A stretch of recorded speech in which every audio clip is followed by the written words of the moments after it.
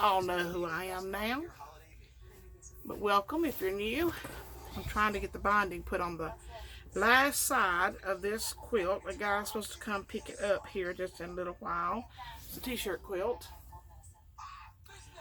I've got to put binding on 4 memory quilts. I'd like to get them done tonight because some things I think, I'm just going to push through tonight, and so that I can not have to face it tomorrow. And I had to go today to Florence and pick up a few things. I had to have some ink for my printer. I had to go pick up some backing fabric. I call it lining fabric, but backing fabric for my quilts. And my husband and I went to get something to eat. And then we went to the credit union where I found another homeless boy. I found one last year, and a lot of you know about that, but I brought him home with me, and he had no ID. Why do all homeless people don't have IDs?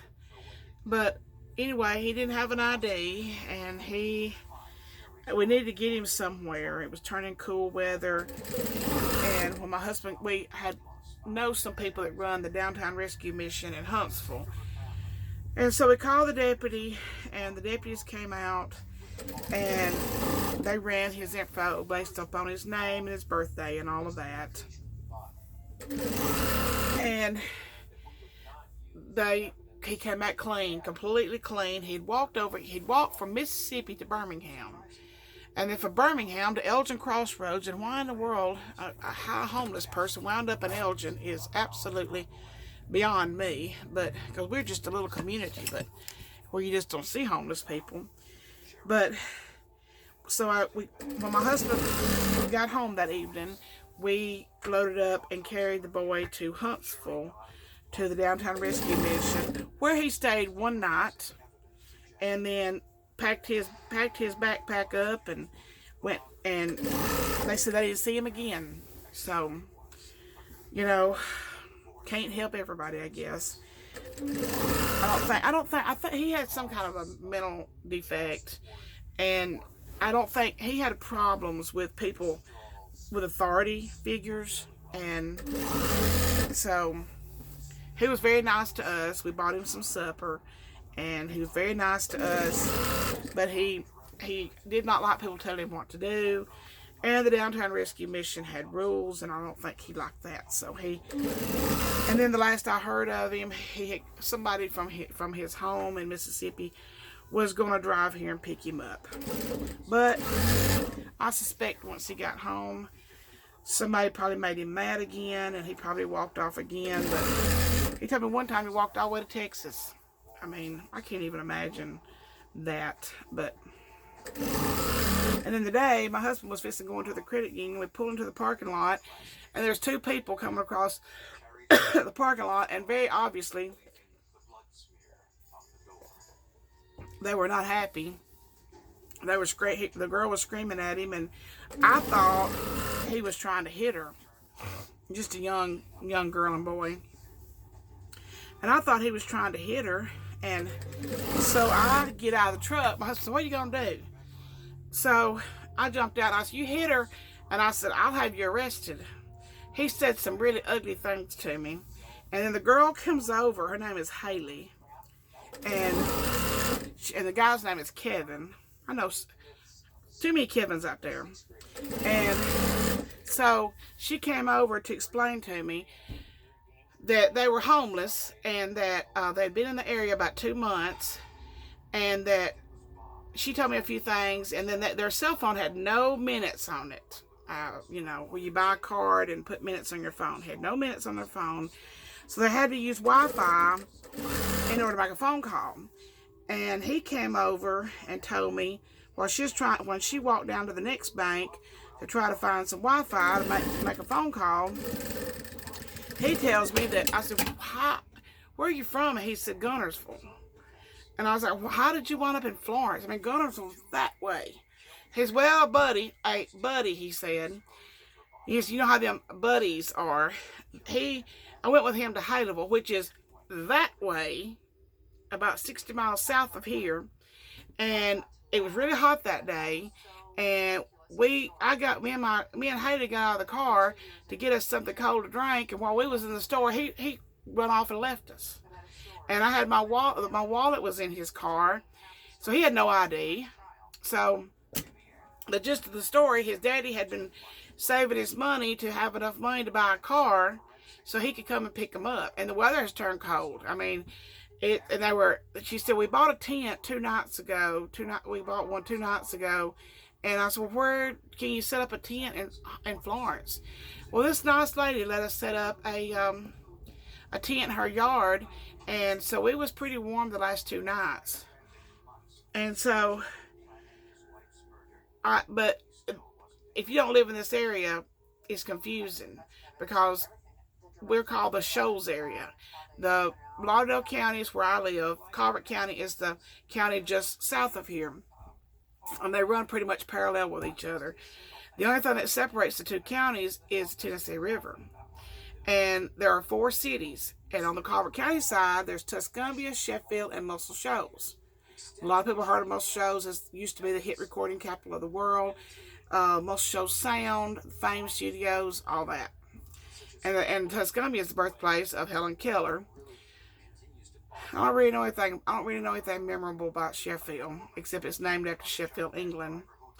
But the river separate, and then on Lauderdale County side is Florence, which Florence is bigger than Tuscumbia, Sheffield, and Muscle Shoals all combined.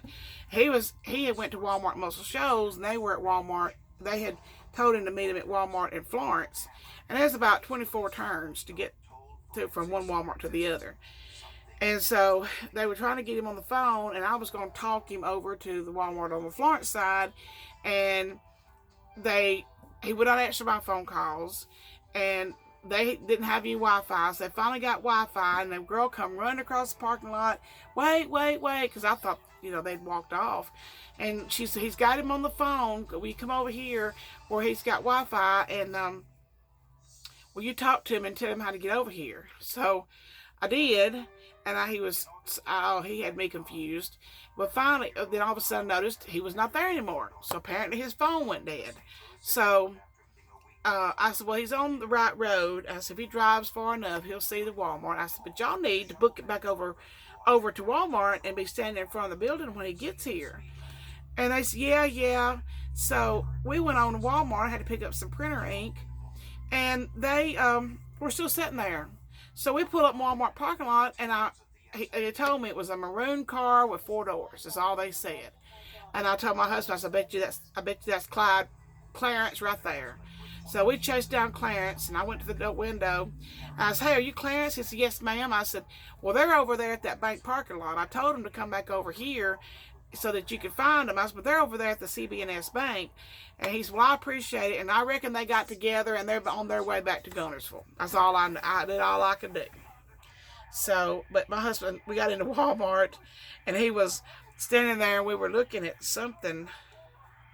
Oh, we were looking at I had to pick up some pillow forms, and before I picked up my ink. And he said, how in this world do you get into those situations? I don't know. He said, you was about to fist fight that dude. And I said, nah, I wasn't going to fight him. And he said, I done got too old to fight. I said, I was not going to fight him.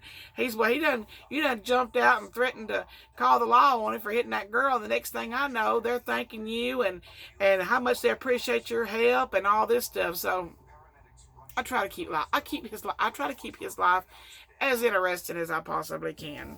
It's a tough job sometimes, but I get into some predicaments. I mean, it's like better than television sometimes. I gotta get this one moved out of my way because I've got one more. I got 3 more right behind it to get done. This one is made out of button-up shirts. I've got to get this one done. It's got to be shipped. I should have shipped it today, but I just run out of time. I just go as hard as I can go, and I have good goals, and I just run out of time. I had sometimes I have some of the craziest things asked of me. it just never ceases to amaze me sometimes how much.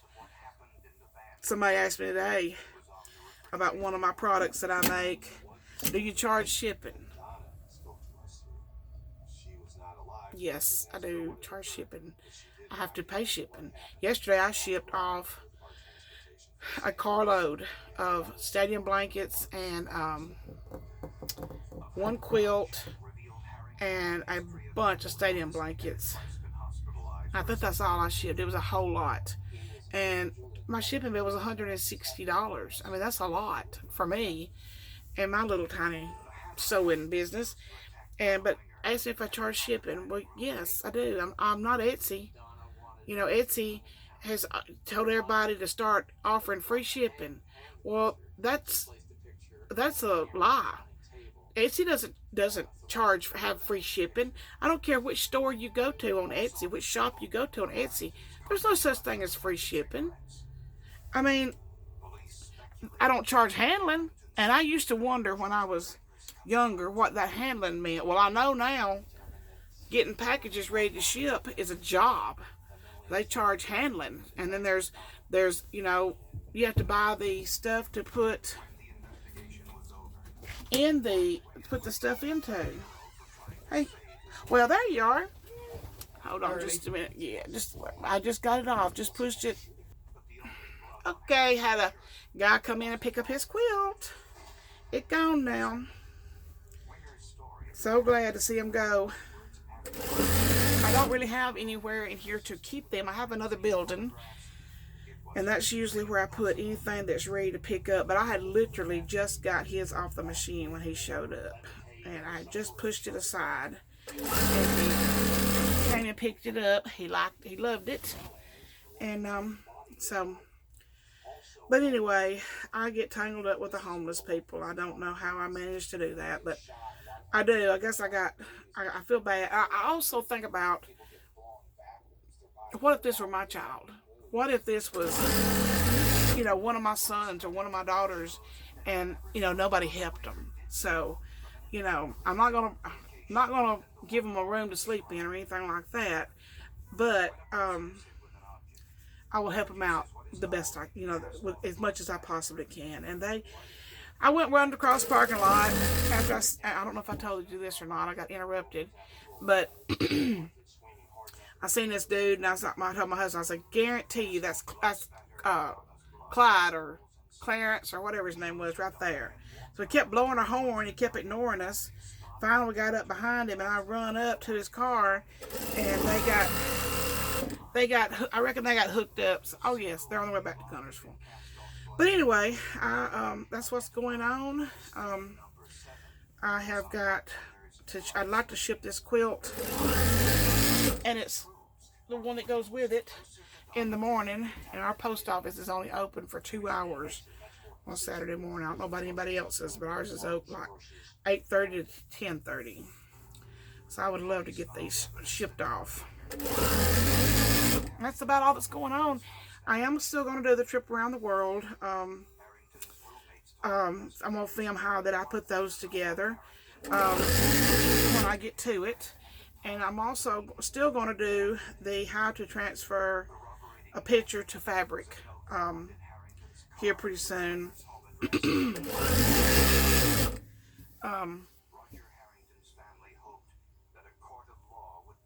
But it just takes a while to get everything lined up, get the pictures, and it just takes a while to get things lined up to do these special orders and stuff. But I am going to do that. I am going to do the picture quilt, show you how I do that.